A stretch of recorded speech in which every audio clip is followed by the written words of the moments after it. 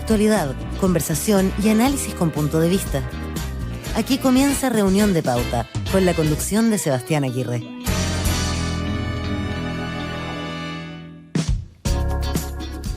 Así es, estamos listos, estamos iniciando Reunión de Pauta. Bienvenidos a la 100.5 Radio Pauta, aquí en Santiago 99.1, en Antofagasta 96.7, en Valparaíso, Viña del Mar y Temuco y en pauta.cl. Esto es Reunión de Pauta. Cada tarde nos juntamos para conversar con nuestros panelistas de los temas más importantes, por supuesto, de que están en la agenda en una semana también súper noticiosa con hartos flancos que vamos a estar analizando junto a nuestros panelistas, que traen además sus noticias coladas y una pauta elaborada por ellos también. ¿Están conectados ya? Vamos a darle la bienvenida a nuestro equipo de cada jueves. Junto a nosotros Michelle Peutat, abogada, integrante del directorio de la Fundación Casa Común, ex candidata constituyente como independiente por un cupo de Convergencia Social. ¿Cómo estás, Michelle? ¿Qué tal? Hola, ¿cómo están todos? Saludos y bueno, agradable nuevamente volver a encontrarnos. Igualmente, gracias por estar con nosotros, Michelle. Karen Tal, psicóloga, MBA de la Universidad Católica, gerenta general de CADEM y directora de ICARE, también está con nosotros. Bienvenida, Karen. Hola, gracias, Eva. Hola, Michelle. Y nuestro panel lo completa Claudio Alvarado, abogado, magíster en Derecho Constitucional de la Universidad Católica y director del Instituto de Estudios de la Sociedad, IES. Bienvenido, Claudio. Muy buenas tardes, ¿qué tal? Muy bien, en este día nublado, algo extraño aquí en Santiago, ¿no? Bien otoñal, adelantando en realidad lo que ya vendrá en unas semanas. Bueno, vamos a comenzar esta conversación del día de hoy. Tenemos un tema de fondo, como siempre, nuestra estructura del programa, pero antes de eso nos vamos a la pregunta para partir el programa, para comenzar nuestro debate y conversación de hoy con un tema bastante más contingente, porque ocurrió esta semana y ha dominado la agenda, además, lo que ocurrió en la Araucanía con la visita de la ministra del Interior, Isquia Siches. Pero nosotros queremos concentrarnos en un tema en particular. El subsecretario de Interior, Manuel Monsalve, en Tele 13 Radio, aseguraba que las personas que están hoy día condenadas por un delito han sido condenadas por nuestro sistema judicial. Por lo tanto, están condenadas por un delito tipificado en el Código Penal y desde esa perspectiva no son presos políticos. ¿Por qué tomamos esta precisión que hizo el subsecretario Monsalve? Bueno, porque la ministra Siches había señalado que había tenido información por materia de seguridad de que habían señales en torno a reivindicaciones de presos políticos mapuche. Y creo que esas son parte de las conversaciones que tenemos que tener. Hay una señal distinta, una interpretación diferente de lo que ocurre allá en la Araucanía, sobre todo respecto a quienes han sido ya condenados por la justicia, y es eso lo que queremos poner sobre la mesa en la conversación del día de hoy. Karen, ¿existen o no los presos políticos mapuches? ¿Cómo ves todo ese tema? A ver, yo personalmente creo que no hay presos políticos. Pero en realidad lo que pienso yo, no sé si es tan relevante. A mí quizás me parece como más interesante de este hecho que ocurre, es que nos muestra como el gran desafío que creo que tiene este gobierno, que es hacer convivir y coordinar sus dos almas en la prodignidad. Yo creo que el Monsalve, que me entiendo es más cercano a Lewy, claro, plantea desde una parte de un grupo de gente como piensa, y luego la ministra dice otra, y creo que vamos a enfrentarnos a esto todo el rato hasta entender dónde se va a parar este gobierno. Ajá.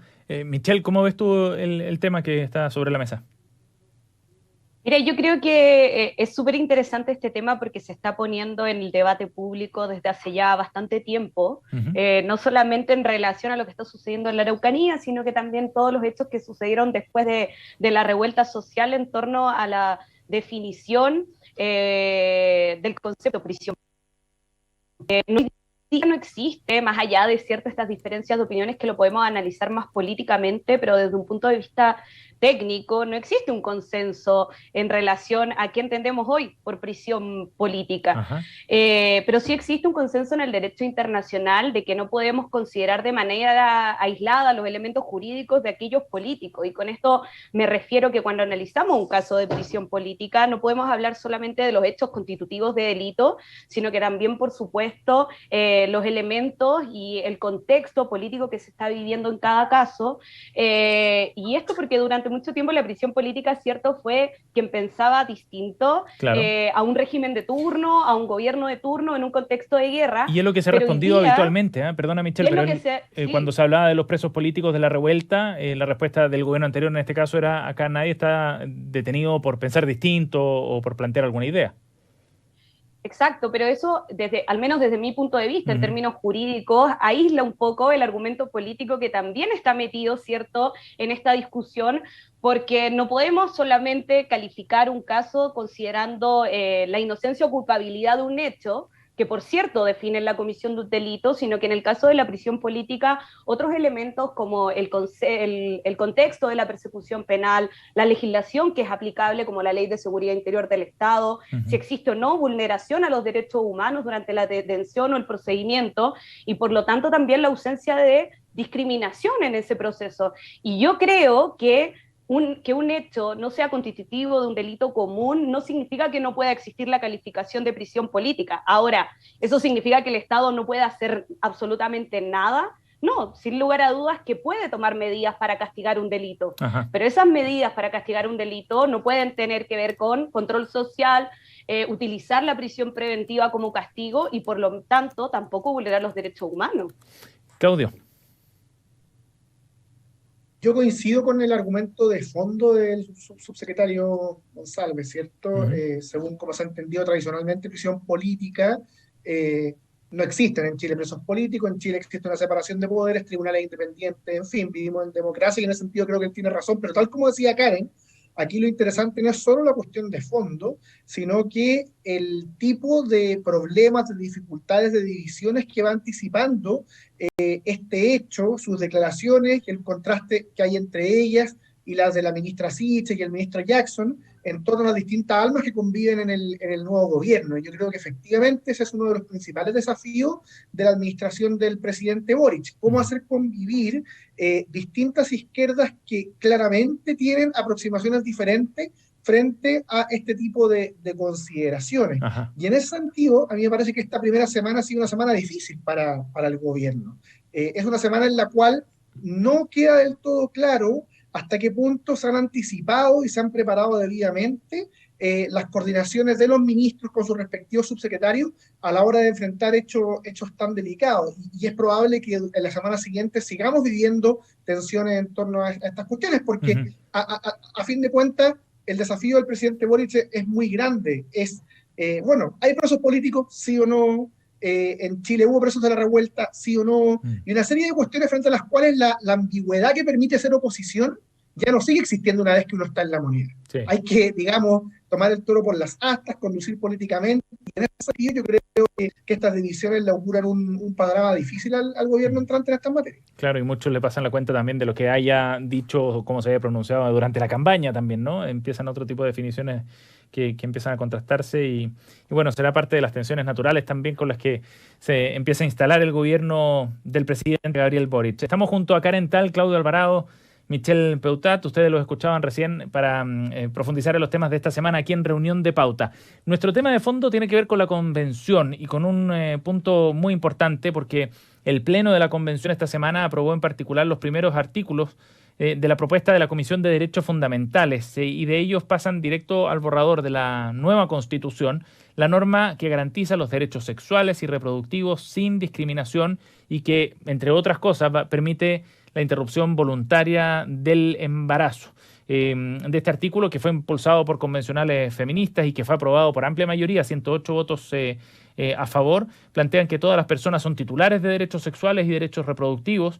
Y en el tercer punto, en el tercer inciso, para ser más preciso, hay un punto que vuelve a la Comisión de Origen para una reformulación. Pero en general hubo un triunfo bien importante que fue muy celebrado además por el colectivo o por las convencionales feministas dentro de la convención y abrió un debate también muy amplio sobre lo que esto significaba, la implementación y sobre la señal desde el punto de vista político para el proceso íntegro. Ya vamos a poder profundizar en esos puntos, pero partamos primero, Michelle, por lo que tú interpretas de lo aprobado esta semana. ¿Cuán importante es? ¿Y qué te pareció la forma también en la que se aprobó en particular el derecho o la garantía que permite la interrupción voluntaria del embarazo? Y yo parto de la base de celebrar el avance sustantivo en una lucha y una demanda que las mujeres venimos impulsando desde hace mucho tiempo. En el capítulo anterior, ¿cierto? En el programa del jueves pasado hablábamos de lo tarde que llegábamos en el reconocimiento, ¿cierto? Del matrimonio igualitario para personas de distinto sexo. En este caso también estamos un poco atrasados en el reconocimiento de los derechos sexuales y reproductivos. Me parece absolutamente valorable que la convención haya llegado por una amplia mayoría a esta decisión, y me parece también un poco terrible la caricatura y también esta cierta campaña del terror que se ha instalado de ciertos sectores conservadores de salir a decir, bueno, pongámonos en alerta, se acaba de aprobar el aborto, incluso en el caso de una mujer que se encuentre casi a una semana de su parto. Y el artículo que se aprueba es bastante más completo que eso, habla de los derechos sexuales y reproductivos de todas las personas. En el caso de las mujeres o personas gestantes, también habla, por ejemplo, de los derechos de una maternidad protegida. También habla, por supuesto, de cómo el Estado debe garantizar el ejercicio de este derecho, específicamente sin discriminación, con enfoque de género, sin violencia, que también viene siendo una demanda importante y se aprueba en conjunto con una demanda trascendental como la educación sexual integral. Y dejar en claro, por supuesto, como lo han aclarado muchos convencionales que aprobaron este artículo, que la caracterización precisamente de cómo se van a llevar adelante un procedimiento de aborto, de los plazos, de la manera, etcétera, es materia de ley.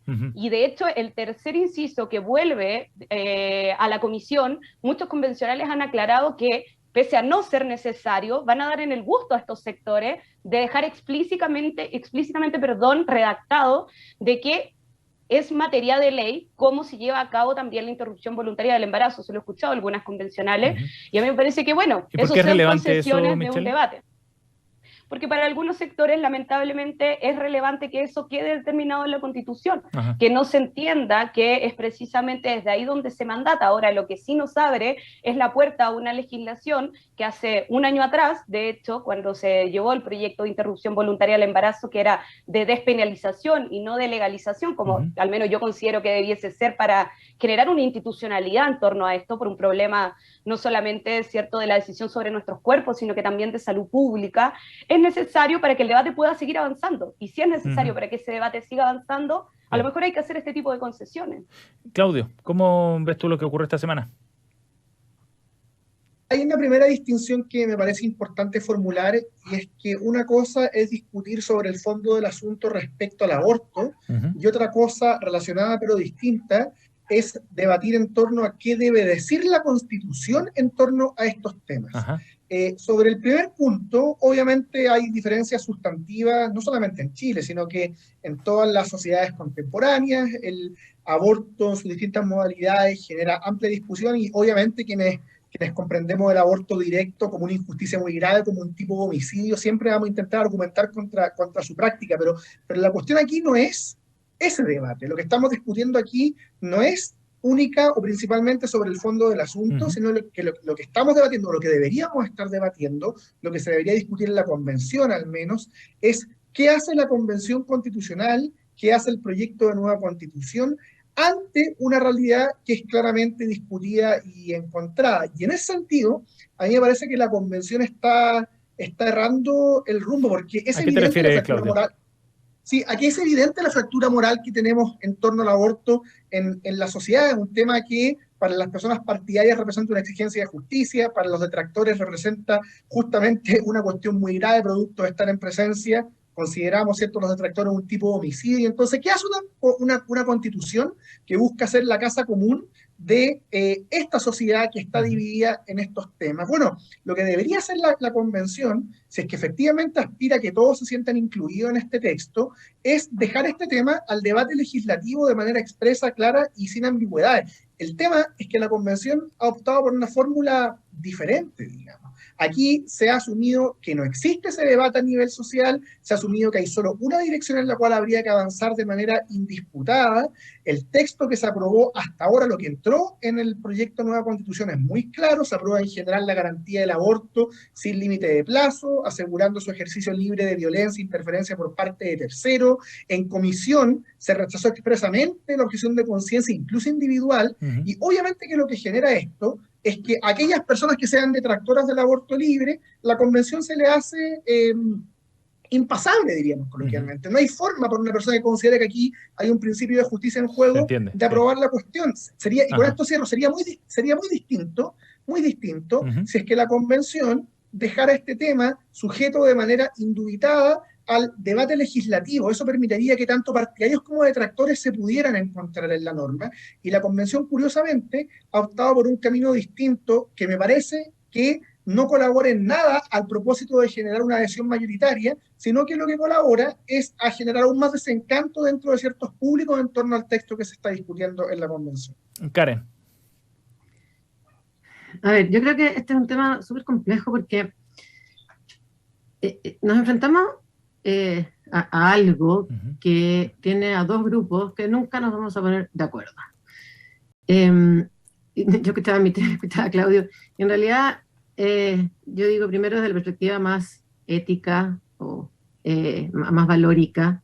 Yo no soy Dios y tampoco soy científico, entonces esta es una discusión sin fin porque unos creen que es matar a un ser humano y otros creen que son los derechos sobre mi propio cuerpo. Entonces, como que creo que nunca lo vamos a lograr. Unos creen una cosa, otros creen otra. Desde el punto de vista, tampoco soy abogada constitucionalista, entonces me cuesta mucho entender esta discusión sobre si realmente el hecho de que no esté explícito que va a ser facultad del Congreso, fijar los plazos, realmente podría hacer que efectivamente después sea inconstitucional si es que el Congreso lo hace, o esto es una caricatura y en realidad es obvio que no va a ser en cualquier plazo. De nuevo, son dos posturas que no se ponen de acuerdo y creo que ninguno de nosotros tiene la capacidad como para entenderlo en mucha profundidad. Pero lo que sí creo, y creo que puede ser más un aporte, es que desde el punto de vista más bien como de opinión pública y de qué pasa frente al plebiscito finalmente, y tomando un poco de lo que dice Claudio, yo creo que esto de frentón es un tema que divide. O sea, este es un tema que tiene hace muchos años al país dividido en dos. La mitad está con el aborto libre y la otra mitad no está con el aborto libre. Entonces, a diferencia de otros temas con los que la gente puede no estar de acuerdo, este es un tema, yo creo, intransable. Y por lo tanto creo que hay gente que aprobaría el texto y que va a rechazar el texto. O sea, yo creo que lo único que hace esto es llevar más gente al rechazo, porque, no sé, por ejemplo, la mayoría de la gente no está de acuerdo con un Estado plurinacional, pero bueno, no le importa tanto como para preferir la Constitución de Pinochet frente a una Constitución originada en democracia. Sin embargo, creo que este tema, alguna gente que no está de acuerdo con el aborto como una cosa muy profunda, porque siente que es matar a un ser vivo, sí puede hacer que sea la razón del rechazo. Pero no sé si te pillo con el dato, pero las encuestas que muestran en general respecto a esto, por ejemplo, para tener una referencia, efectivamente... 46 está de acuerdo con el aborto libre, 50 no está de acuerdo, el resto no sabe. Ajá, ok. Y se ha mantenido bastante estable desde el 2020, 2021. Como que a diferencia de otros temas valóricos, como, no sé, por el matrimonio entre personas del mismo sexo, la adopción o parental, que ha ido aumentando de una manera impresionante, este es un tema que divide, porque es una cosa de bueno, los católicos y los no católicos. Pero, entonces, sí, yo quiero hacer un... Sí, lo que pasa es que yo creo que todos hemos, cierto, hecho el análisis en base a, desde nuestro punto de vista en el cual queremos tocar este tema. Claudio habla como de los énfasis, cierto, que la Constitución debería tener, por supuesto que esa opinión es totalmente subjetiva, cierto. La opinión de Karen también, de calificar esto como una discusión valórica, también es una opinión propia de ella, pero para muchas otras personas como yo, esto se trata de un tema de derechos y de un tema de salud pública. El aborto en Chile existe hace mucho tiempo, el aborto clandestino en Chile existe hace mucho tiempo, la muerte también, ya que nos preocupamos muchas veces también de la vida de las mujeres, producto de abortos clandestinos, de abortos sépticos, también existe hace mucho tiempo. Hay una convencional de apellido Vidal, no recuerdo el nombre, Loreto Vidal, que hablaba de su madre, que a los 3 años, que ella tenía 3 años, muere también producto de un aborto séptico, y le dice, bueno, mamá, lamentablemente nosotros como Estado llegamos tarde a garantizar también tu integridad física y tu propio derecho a la vida, que la Constitución consagre los derechos sexuales y reproductivos, lo cual permita legislar posteriormente y no impedir esa legislación, como ocurrió durante mucho tiempo con la Constitución de Pinochet, no obliga por parte del Estado a los católicos o no católicos católicos Michelle, al aborto. Pero para ir a un punto, para avanzar en la discusión, digamos, ¿no? Y llevarlo a la siguiente pregunta. A mí esos matices me parecen importantes. No, de también. todas maneras, no estoy diciendo lo contrario, solo quiero agregar un elemento más a la conversa. ¿Era necesario que quedara establecido en la Constitución de esta forma o no se podía generar algún texto que propiciara una legislación que permitiera el aborto libre posteriormente? Bueno, precisamente a propósito de esa pregunta, hoy día la constituyente del Partido Comunista, Bárbara Sepúlveda, aclara a través de un video que la devolución, ¿cierto?, de este tercer inciso en relación al derecho a los derechos sexuales y reproductivos va a volver a la comisión para posteriormente ser votado en el Pleno, que a lo mejor sea explícita la mención a que esto va a ser una materia de ley en cuanto a los plazos y en cuanto al procedimiento y la institucionalidad. A mí me parece que ahí existe una voluntad política de precisamente llegar a un acuerdo. Y a esto que mencionaba un poco Claudio, de la idea de una constitución de la casa de todos, que bueno, la casa de todos también es una posición que tiene que consensuar realidades y no solamente posiciones ideológicas. Claudio. Y algunos datos para sumar, digamos, a la conversación. Lo primero es que, como decía Karen, efectivamente es bien claro, digamos, basta un mínimo de honestidad para revisar las distintas encuestas y estudios disponibles y notar que este es un tema que divide a la sociedad y con buenas razones, porque ni siquiera se trata solamente de un conjunto de personas creyentes o no creyentes, o sea, evidentemente que por de pronto personas creyentes, católicas, cristianas en general, van a tener buenas razones para estar en contra del aborto, pero también existen, tanto en Chile como en el mundo, figuras muy destacadas que simplemente por abrazar principios laicos, que en esta materia están comprometidos con la protección de la vida humana inocente, bueno, rechazan el aborto. Norberto Bobbio, una figura emblemática de la izquierda que así lo hacía, ¿cierto? Entonces, lo primero es que esto es un tema que divide. Lo segundo es que no solamente divide a nivel de la ciudadanía en general, sino que también divide a las distintas expresiones de la clase política. De hecho, en Chile se acaba de debatir hace algunos meses un proyecto de aborto libre en el Congreso que fue rechazado. Y fue rechazado con votos de centro-izquierda. Este no es un tema que uno puede encontrar nítidamente izquierda-derecha, católicos no católicos. Este es un tema, una fractura moral muy profunda. Y por eso, y este es mi tercer punto, es que a mí me parece que quienes lo empujan del modo en que lo están haciendo en la convención no se dan cuenta de que con esto solo aumentan las posibilidades que ya se saben por otros temas, lo conversamos la semana pasada, de que el plebiscito de salida sea un hito muy divisorio para la sociedad chilena. Fíjense que yo soy, por motivos que no tenemos tiempo quizá ahora de hablar, pero soy sumamente crítico de toda forma de aborto, en la medida que sea un aborto directo efectivo, pero yo no espero, dada la realidad de la sociedad chilena, que la Constitución abrace mi postura en todo su ámbito. A mí me bastaría, y me parece que es la situación de muchas personas, con que la Constitución, después de regular el derecho a la vida en general, luego tuviera un inciso segundo en el cual dijera que la regulación de la protección de la vida que está por nacer o otra fórmula equivalente queda sujeta al debate legislativo. Con eso basta, porque se reconoce que en una sociedad plural es el legislador, el Congreso, el debate democrático, el que va señalando cómo hemos de tratar estas materias, cuestión que dicho sea de paso, además debiera importarle a aquellas izquierdas que criticaban que la Constitución vigente impide la expresión de mayorías legislativas, pero aquí se está haciendo otra cosa, y con esto cierro el punto. Aquí lo que se está haciendo es una postura muy particular y que divide a la sociedad chilena profundamente, consagrarla a nivel constitucional, de modo de que se va a dificultar o derechamente impedir, según como quede esto redactado, el debate legislativo posterior, y eso es un portazo para los críticos del aborto. Michelle, eso es asegurar que la división del plebiscito se aumente. Yo no entiendo qué razón política puede haber detrás de algo así. Yo solo quería preguntarle a Claudio, porque entiendo como la argumentación en torno a que él hubiese, ¿cierto?, en un artículo mencionado el derecho a la vida, posteriormente también este segundo inciso, de que sea materia de ley como eso después se regula. Y eso significa, Claudio, que tú no habrías incluido en la Constitución simplemente la consagración de los derechos sexuales y reproductivos como un derecho fundamental. No del modo en que está, pero tampoco ese es el problema principal. Pero solo con esa frase. Un segundo. No del modo en que está, pero ese no es el problema principal, porque fíjate que el problema principal, al menos respecto al tema que estamos discutiendo aquí en el programa, es cuando se dice que se garantiza el ejercicio de la interrupción voluntaria del embarazo libre de interferencias por parte de terceros, ya sea individuos o instituciones, porque esa frase esa frase lo que está diciendo no es solamente que se garantiza el aborto libre hasta ahora sin limitaciones, sino que además se impide todo tipo de objeción de conciencia. Este sería un caso único en el mundo, y fíjate que por eso es que en la opinión pública hemos tenido que incluso han aparecido personas que en Chile han sido emblemáticas partidarias del aborto, como la doctora Sofía Sala, diciendo esto hay que corregirlo.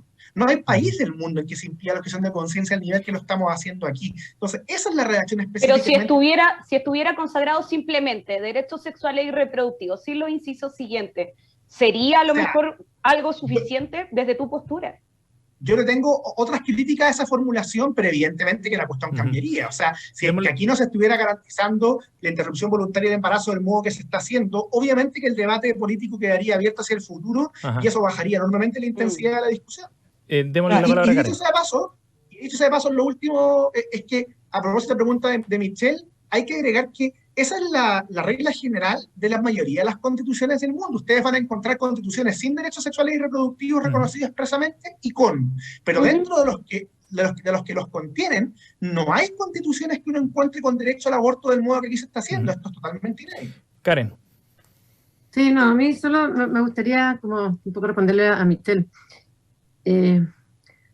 A ver, yo personalmente sí creo que hay que legislar sobre el aborto, y creo que cada persona tiene que poder decidir si quiere hacer un aborto o no, es lo que creo. Otra cosa es que creo que este es un tema en la Constitución que divide. Entonces, me pasa que cuando tú dices, bueno, es que esto es un derecho, solo creo que acá también se nota nuestra diferencia de edad, y está bien, que existe esta idea de que aquellas cosas por las que se lucha, por las causas que han movilizado a la juventud muy bien, fueran como la verdad. Y creo, hago un llamado también a pensar que hay otra mitad de Chile que también siente como algo muy potente que el aborto es matar a un ser humano. No digo que yo lo piense así, lo que digo es que creo que tenemos que entender que tenemos que poder encontrarnos en este Chile, las personas que luchan por una causa y las personas que tienen otra. Y creo que la Constitución tiene que ser un espacio donde nos podamos encontrar. Y me parece que así como está, como quedó, claramente esa otra mitad de Chile queda violentada. Quedan bien plasmados los puntos de vista sobre este tema. Reflejó un poco también de lo que se había discutido ahí en la Convención Constitucional para la aprobación precisamente de este punto, que ya va directamente al borrador de la nueva Constitución. Interesante el debate, sin duda. Estamos junto a Michelle Peutat, Karen Tal y Claudio Alvarado aquí en Reunión de Pauta. Los invito a que hagamos una pausa, nos separamos un instante en esta edición de día jueves de Reunión de Pauta. Antes queremos invitarlos a que todos los días, de lunes a viernes, a las 8 de la mañana, conozcan 4 miradas globales que buscan interpretar los temas más relevantes del debate en Chile y el mundo. Escucha Marcando Pauta. ¿Cuál es el origen del lema por la razón o la fuerza en el escudo nacional? Pauta y la Facultad de Comunicación de la Universidad de los Andes nos unimos para crear Watchdog Pauta. Es un servicio de fact-checking con muy buen olfato. Lo encuentras en todas las plataformas de Pauta. Pausa y volvemos. Teatro Municipal de Las Condes presenta El Violinista en el Tejado, el musical. Ganador de 10 premios Tonys, incluido Mejor Musical. Alegría, familia, risas y por sobre todo, tradición. Con Daniel Muñoz, Sara Pantoja, Susana Hidalgo, Francisco Baño Baitía, José Antonio Raffo, Felipe Contreras, junto a un gran elenco. Venta de entradas a través de www.tmlascondes.cl y boleterías del teatro. El Violinista en el Tejado, el musical. Desde el 21 de abril. Produce Darchan Teatro. Invita Pauta. ¿A tu casa el mismo día de tu operación? Así es cirugía en el día en Red Salud. Técnicas quirúrgicas y procesos clínicos para que recibas el alta el mismo día de tu operación, al alcance de tu bolsillo y con la calidad y seguridad de Red Salud. Con una cirugía en el día puedes volver a tu vida de forma rápida, hay menos riesgo de infección, menos estrés de hospitalización y una completa cobertura. Consulta y cotiza en redsalud.cl. Red Salud. Mejor salud para Chile. Hola, soy Constanza López y quiero invitarlos a que se informen sobre el mundo de la construcción, el rol social de los empresarios, la relevancia de las regiones y todo lo que ocurre en la ciudad. Todos los sábados al mediodía, escucha Café de la Construcción. Conduce Constanza López. Conversa con nosotros en redes sociales y profundiza la información en nuestro diario digital pauta.cl. Pauta, hablemos de verdad. Cada tarde, a partir de las 20 horas, Christian Barnken nos invita a pasear con él y con sus invitados en su jardín. Media hora de conversaciones y reflexiones. No dejes de escuchar los sonidos y palabras de Desde el Jardín. Pauta, hablemos de verdad. La Convención Constitucional diseñará las nuevas reglas de todo un país. Pero ¿cuáles son las atribuciones de este órgano constitucional? ¿Cómo debemos entender sus decisiones? Desde un punto de vista de la técnica legal, Pauta presenta Derecho a la Convención, donde el protagonista será el debate jurídico con abogados de amplio prestigio. Acompáñanos todos los viernes a las 17 horas por nuestra señal 2 de streaming en pauta.cl. Y cada domingo a las 10 de la mañana, una repetición del programa en nuestra señal FM de Pauta. En Pauta, escucha, lee, sigue y vive las noticias. Conversemos de lo que realmente te interesa. Actualidad, negocios, cultura, deportes, ciencia, tendencias y más. Pauta, hablemos de verdad. Ya estamos de regreso. Escuchas Reunión de Pauta. Pauta 100.5. Estamos de vuelta aquí en la 100.5. En Reunión de Pauta, y queremos volver con nuestra efeméride del día de hoy, 17 de marzo, para recordar el cumpleaños de Francisca Valenzuela, cantante, compositora, instrumentista chilena de pop rock, que está de cumpleaños el día de hoy, considerada como una de las cantantes revelación chilenas el año 2006. Tiene una larga carrera ya Francisca Valenzuela. Esa fue la fecha de lanzamiento de su sencillo debut, Peces, del que sería su mayor éxito, además, hasta la actualidad, Dulce, el cual alcanzó el segundo puesto en la lista de los sencillos más exitosos de Chile. Ha lanzado 4 álbumes hasta ahora, el último de ellos, La Fortaleza, del año 2020. Recordamos hoy día y celebramos también a esta destacada música nacional, Francisca Valenzuela. Escuchas a Sebastián Aguirre en Reunión de Pauta. Pauta, hablemos de verdad. Y hacemos Reunión de Pauta junto a Karen Tal, a Claudio Alvarado y Michelle Peutat. Estamos de vuelta ya en nuestro segundo bloque y comenzamos con la revisión de las noticias coladas, la pauta que arman nuestros panelistas para el día de hoy. Y vamos a comenzar con la noticia que nos propone Karen Tal. En el evento Mujeres y Trabajo en el Chile del Futuro, el ministro de Hacienda, Mario Marcel, anunció un plan de equidad en la designación de directorios de empresas públicas. Karen, cuéntanos sobre este tema. Sí. Bueno, efectivamente dijo que en todas las empresas públicas, no solamente las de CEP, va a haber paridad. Y en realidad a mí me parece como súper simbólico esto, y esto me gusta mucho, porque como que estamos acostumbrados a decir o analizar cómo el Estado, lo público, la política, es lento, es burocrático, y las empresas privadas como que un poco nos vanagloriamos de nuestra eficiencia, de que avanzamos más rápido, que hacemos las cosas mejor. Y me parece que acá queda como tan en evidencia cómo la política se adelanta años a las empresas privadas, porque este fue un webinar organizado por la Fundación Chile Mujeres, y justamente hace pocas semanas atrás la misma fundación, junto con el Ministerio de la Mujer, sacó su reporte anual de indicadores de género, y vemos que hay 38% de empresas que tienen 0 gerentes mujeres, y 47%, o sea, la mitad, estamos como el aborto, que tiene 0 directoras, 0. No digo que no tengan paridad. 47%. 47% con 0. Entonces, suena como, mirándolo desde el punto de vista de las cosas buenas que está haciendo este gobierno, me parece, como de instalar la paridad como algo tan obvio y tan... Es como que las empresas quedamos en el pasado, años luz de cómo está avanzando la política, lo público, y es interesante porque no había sido así nunca en ningún tema, sí. me parece, como que la política se moderniza más rápido. De ir a la vanguardia en este tema. Michelle, ¿qué te parece? Me gusta. sea, sin lugar a dudas, por supuesto que un avance, algo positivo que recalcar. Yo me quedo eso sí con la otra colita de la noticia, que nos las mandamos antes, ¿cierto?, del programa, del empleo, de potenciar el empleo, ¿cierto?, en relación y poniendo el énfasis en el empleo femenino. Esto por obviamente todo el retraso que ha significado la pandemia, en cuanto como al empleo femenino, sino que también por cómo hemos retrocedido también en ese aspecto. Y en esto no quiero ser majadera ni decir, pucha, la Michelle nunca está de acuerdo con nada, sino que creo que el avance, ¿cierto?, es mucho más profundo y queremos ir mucho más lejos que solamente romper, ¿cierto?, estos techos de cristal de mujeres que muchas veces se encuentran en situaciones privilegiadas como para poder llegar a gerenciar tanto una empresa pública como privada, porque también nos debemos a los derechos, ¿cierto?, de las mujeres que están en otras situaciones de vulnerabilidad. Hoy día leí una columna de Diamela Altit que decía, bueno, las mujeres somos las más pobres de las pobres, ¿cierto?, obligadas a una exacerbada maternidad y condenadas a la reproducción.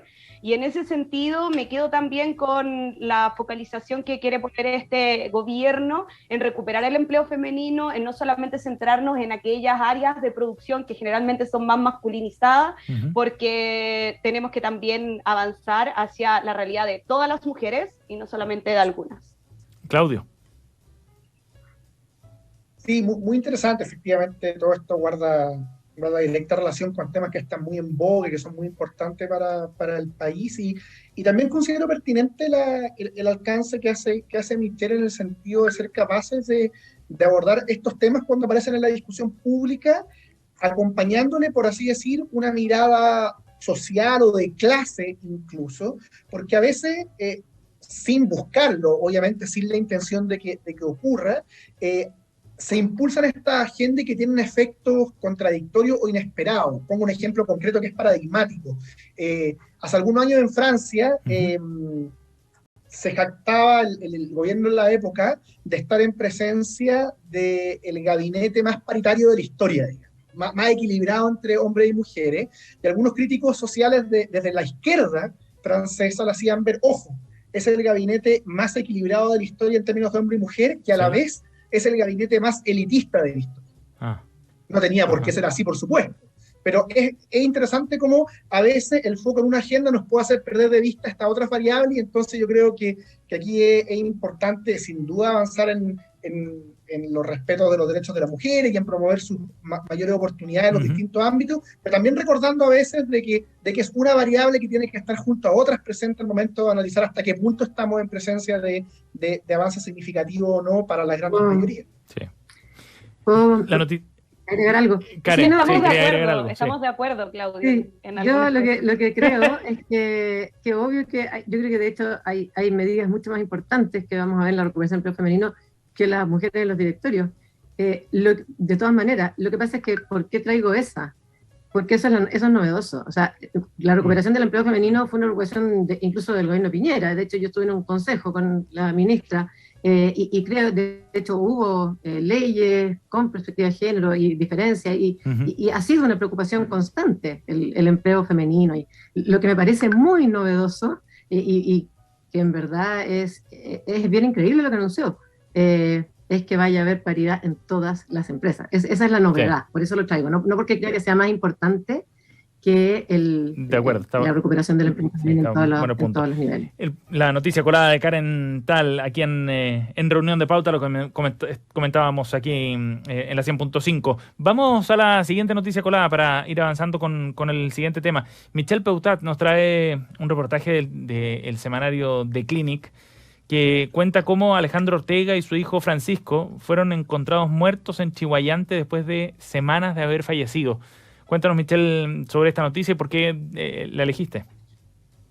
Bueno, la noticia es bastante terrible, yo creo que lamentable desde todo punto de vista, o sea, estas dos personas que casi que dependían una de la otra, el padre de cerca de 50 y tantos años, un hijo de 26, dejan de recibir respuestas, ¿cierto?, de parte de los equipos municipales que van muchas veces a los hogares de personas que se encuentran en situación no solo de discapacidad, sino que también de dependencia o postrado, y bueno, luego de la alerta también de que nadie los había visto, descubren que ambos están fallecidos. Probablemente el padre fallece primero, al parecer de un infarto, de un ataque al corazón, y el hijo posteriormente, al parecer, fallece de inanición porque era totalmente dependiente del padre, tenía deficiencia cognitiva, ceguera, y bueno, no podía sobrevivir claramente sin que su padre se hiciera cargo. Y esto devela la necesidad de que en nuestro país, lamentablemente, pese a haber muchos esfuerzos desde algunos programas del Ministerio de Desarrollo Social, el gran esfuerzo también que hacen muchas veces los municipios con pocos recursos para poder atender las demandas de vecinos y vecinos en estas condiciones, necesitamos urgentemente un sistema nacional de cuidados. Un sistema nacional de cuidados donde la mayoría de los cuidados en Chile están en manos de las mujeres, más de un 70%. No es menor la cantidad de la población en Chile, creo que alrededor de un 8%, que específicamente está en situación de dependencia, y tenemos que avanzar hacia un tratamiento integral del tema, no solamente enfocado en las personas que viven esta dependencia o situación de discapacidad, sino que también de sus cuidadores y cuidadoras, que son invisibilizados, postergados, muchas veces también se enferman, dejan de trabajar, si no reciben ayuda económica de un familiar, no tienen cómo solventar la vida. Así que me parece algo urgente que tenemos que discutir y que ojalá, tanto en la Constitución como también en las políticas públicas de este nuevo gobierno, podamos avanzar. Claudio. Tema muy relevante y que conecta directamente con una de las grandes, de los grandes temas país, digamos. Si uno piensa en dónde están las demandas más sentidas de la población de la última década, Karen maneja mejor que yo la encuesta y los números, pero yo tengo la impresión de que si uno revisa dónde están las prioridades del país durante mucho tiempo, todos los temas vinculados a salud en sentido amplio, ¿cierto? Están siempre en los primeros lugares. Salud, educación, pensiones, delincuencia. Tengo la impresión de que son los temas más permanentemente priorizados por la ciudadanía, y esto incluye muchas variables, y entre otros lo que nos trae Michelle. Y a mí una de las cosas que me preocupa es que el clima de crispación política de los últimos años, que se está repitiendo en la Convención Constitucional, dificulta que procesemos estas prioridades del país, digamos. O sea, si uno piensa qué es lo que han reflejado los últimos ciclos electorales, las últimas disputas, bueno, seguridad en las distintas dimensiones de la vida, seguridad en el sentido tradicional del término, mayor estabilidad política, mayor protección social, y bueno, ahí deberían estar los focos del sistema político en su conjunto, cómo dar respuesta a estos problemas tan relevantes en sus distintos aspectos, y creo que si es que no logramos avanzar en soluciones que nos ayuden en esa línea, bueno, la frustración que va a venir de la ciudadanía el día de mañana va a ser muy grande. Hay mucha expectativa en el gobierno actual, mucha expectativa en la Convención Constitucional, ya hemos comentado aquí los problemas de la Convención. Creo que todos estos temas son cruciales ponerlos sobre la mesa, justamente porque dicen directa relación con problemas reales y con expectativas ciudadanas largamente asentadas. Karen. Sí, no tengo mucho más que agregar, solo es muy terrible, muy lamentable, y también como que conecto con la soledad, la soledad en que estamos viviendo como sociedad, que creo que fue muy claro en el 18 de octubre del 2019, como esta sensación de, cuando se produjo la marcha del 1.000.000 de personas, de la gente de sentirse un poco más colectivo y menos solo. Y con la crisis de confianza que caracteriza a todas las sociedades hoy día, pero tanto a la nuestra, como que yo digo, pucha, y los vecinos, como no tener a nadie, los vecinos, la municipalidad, no sé, las agrupaciones, alguna organización social, nadie que pudo haber evitado un hecho tan terrible. Y me hace pensar que efectivamente, ahí estoy de acuerdo, estamos de acuerdo. Creo que este es un tema que tiene que hacerse prioritario. No podemos vivir en esa vulnerabilidad. Un tema que además ha acrecentado y agravado también lo que pasó a raíz de la pandemia, fundamentalmente, ¿no? Estos 2 años en los que hemos vivido más aislados todavía. Estamos aquí en reunión de pauta junto a Claudio Alvarado, Karen Tal, y recién revisábamos las noticias de Michelle Peutat, la noticia colada para el día de hoy. Vamos a la última noticia colada, la que nos trae Claudio Alvarado el día de hoy, y que tiene que ver con lo que ocurrió esta semana ahí en Temucuicui, a propósito de los disparos que se registraron allí cuando llegaba la comitiva ministerial del gobierno encabezada por la ministra Isquia Siches. Bueno, hubo muchas reacciones y Claudio nos trae una en particular, la de la convencional Rosa Catrileo, quien planteó que esta zona está en el país mapuche, en referencia a Temuco-Uicuy, y señaló que la visa no es una mala idea. Con una ironía respondía así Claudio algunas críticas.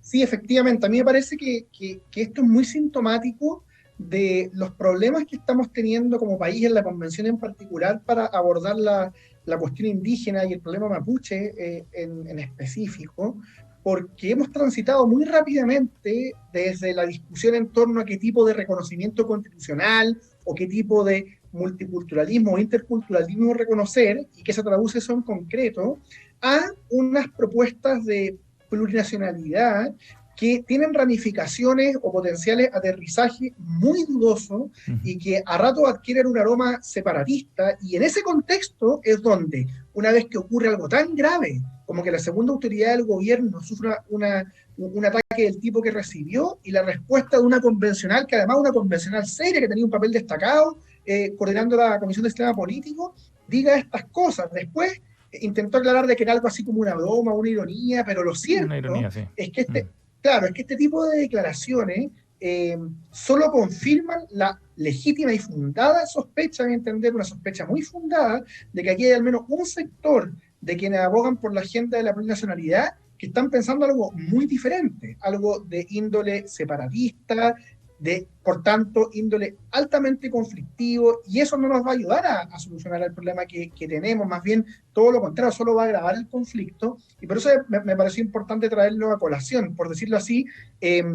Si queremos que tanto en la Convención Constitucional como en el país en general podamos tener soluciones que hagan sentido a la gran mayoría, ese no es el camino. De hecho, hay un grave riesgo de que ese tipo de actitudes terminen generando aún más suspicacia y aún más recelo a la hora de afrontar estos temas.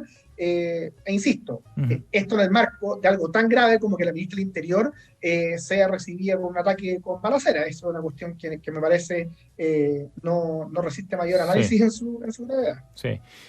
Karen, ¿qué opinas sobre el tema? Sí, mira, yo creo que es bueno que pase esta discusión, porque yo creo que esto visibiliza como un conflicto, nos pone más cerca, algo que veíamos más de lejos. Creo que hay como una evolución, veo yo acá, como que, no sé, si nos paramos antes de octubre del 2019, creo que habíamos una gran parte de los chilenos que entendemos que había un conflicto evidente con los pueblos originarios, pero que no lo teníamos, como que teníamos muy poca claridad. Y creo que de ahí avanzamos, como cuando se elige la convención, bueno, se nombra una presidenta además, Elisa Loncón, donde me parece que lo que pasó fue como que de alguna manera los chilenos fueron como, querían reconocer a las minorías como los pueblos originarios y a otras minorías también, a reconocer a cada persona en su individualidad, reconocer que hay personas que han sido discriminadas, humilladas, y hay como un surgimiento de la idea de respetar las diferencias de las distintas culturas, y hasta ahí creo que había una mayoría alineada con esto. Sin embargo, lo que vamos viendo ahora, a medida que se han ido probando los textos, y me parece que queda muy gráfico en este tuit, es que ya no es solamente un tema como social, cultural, digamos, de reconocer que existen distintas culturas y algo que todos queremos, sino que más bien se transforma en un tema político donde está la plurinacionalidad, el que somos distintas naciones, distintos sistemas de justicia, y creo que esto ya empieza a chocar con el sentido común de la mayoría de las personas. En nuestra última encuesta en CADEM, el 72% de la gente reconoce a Chile como una sociedad multicultural compuesta por una sola nación, que es la chilena, donde conviven diversas culturas, que ya es distinto a decir que la ministra se va a meter casi que en otro país. Sí, en otra nación. Lo hace muy, muy claro, me parece. Michelle, ¿cómo ves tú el tema? Bueno, a mí me parece que el cruce, ¿cierto?, de tuit entre Marta Lagos también y la convencional Catrileo, bueno, podríamos quedarnos en la ironía, ¿cierto?, de la convencional Catrileo, pero también responde a otra ironía también. No dejemos de considerar que también Marta Lagos dentro del Twitter, bueno, Twitter, una red social también muy irónica, Sí. se emiten generalmente este tipo de comentarios, pero me quedo con lo que dice Karen en relación a que esta discusión hoy día viene a visibilizar un conflicto que durante mucho tiempo nadie quiso abarcar en su complejidad de actores, en complejidad de cosmovisiones, de un conflicto entre el Estado chileno y para mí las naciones originarias, esto obviamente que es mi opinión, y que hoy día vemos, no sé, a través de los distintos matinales o los distintos programas que al menos yo alcanzo a sintonizar, que estamos hablando con nombre y apellido de quiénes son los actores involucrados en la zona y cuáles son las problemáticas. La semana pasada solamente hablábamos de los conflictos, ¿cierto?, fuera de nuestro país, que por supuesto repercuten, pero muchas veces nos informa la ciudadanía sobre cómo esto se está desarrollando y qué ha sucedido en los últimos años. Y eso, por supuesto, que es necesario no solamente para generar una opinión pública, sino que también para que el debate a propósito de lo constitucional se pueda desarrollar con todos los elementos sobre la mesa y no con una caricatura de cada vez que ocurre un hecho de violencia, bueno, quién es más bueno, quién es más malo, quién es el responsable, si son las forestales o si son alguna comunidad que usa armamento o que está por una vía violenta para la recuperación de sus territorios ancestrales. Entonces, me quedo con eso, me quedo con que es un debate que ahora la ciudadanía puede dar con más elementos sobre la mesa.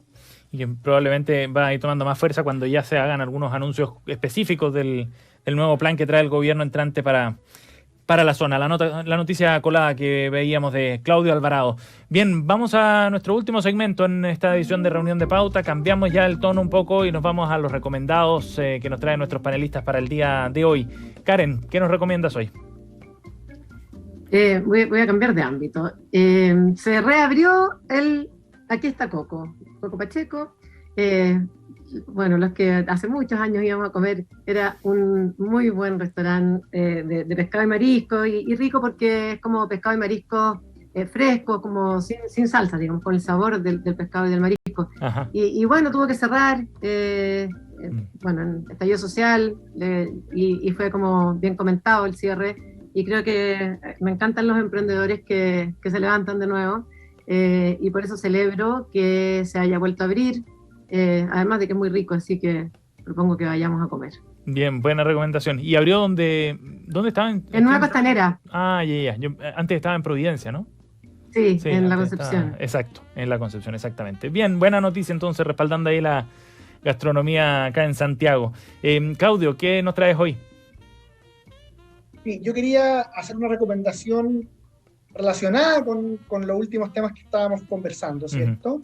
Y es que, claro, sobre plurinacionalidad se conversa mucho y también hay una crítica de parte de los más escépticos con este tema, pero esa crítica muchas veces se queda en la discusión, digamos, en televisión, con la misma radio, sin ir mucho más allá. Entonces yo quería recomendar a los interesados en esta cuestión un análisis crítico que realizó Álvaro Vergara, que es un investigador del IES, el último texto de Salvador Millaleo, donde a su vez se recopilan las intervenciones de la última década de Millaleo. Esto es muy importante, estamos hablando de un asesor directo del gobierno entrante, que a su vez ha influido mucho en la discusión constitucional, y Álvaro Vergara publicó en CIPER un texto que analiza críticamente estas reflexiones de Millaleo. El texto de Álvaro se llama Plurinacionalidad, pluriproblema, y como decía, analiza críticamente los distintos aspectos. Creo que enriquece el debate, ayuda a elevar el nivel de la discusión, y me parece que le sirve tanto a los interesados en analizar críticamente esto de manera seria,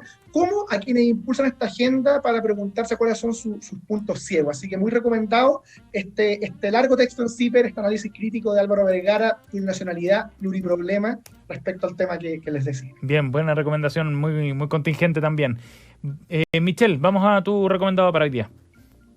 Bueno, yo voy a recomendar esta vez una serie, para que igual tengamos un poco más de contenido entretenido, ¿cierto? Una serie que se llama My Brilliant Friend, o Una amiga extraordinaria, creo que es la traducción, y que está en la plataforma de HBO Max, pero bueno, también la podrán encontrar seguramente buscando por internet, y que está basada en los libros de Elena Ferrante, que son 4 libros, cada temporada es más o menos un libro en cuanto a la temporalidad. Es la historia de 2 amigas que viven en un barrio obrero de Nápoles, y bueno, va desarrollando obviamente distintas situaciones a lo largo de su vida, generalmente obviamente ligada a quien tuvo mayores o no oportunidades para estudiar. Una obviamente se tenía que dedicar a trabajar, se tenía que dedicar a lo que se dedican las mujeres de la clase obrera, por último en el contexto de la posguerra. Sí. Tiene una fotografía preciosa, un guión espectacular, totalmente recomendada y ojalá la pueda ver. No es muy larga y es bastante buena. Bien, una amiga extraordinaria entonces, la serie recomendada por Michelle Peutat aquí en Reunión de Pauta. Ya estamos llegando al cierre. Michelle, Claudio Alvarado y Karen Tal nos han acompañado en el día de hoy. Gracias a los 3, que estén muy bien. Nos vemos la próxima semana. Chao. Chao. Gracias por acompañarnos también. Ya viene Cristian Barken desde el Jardín. En unos minutos estará junto a ustedes aquí en la 100.5. Gracias por estar junto a nosotros. Hasta mañana.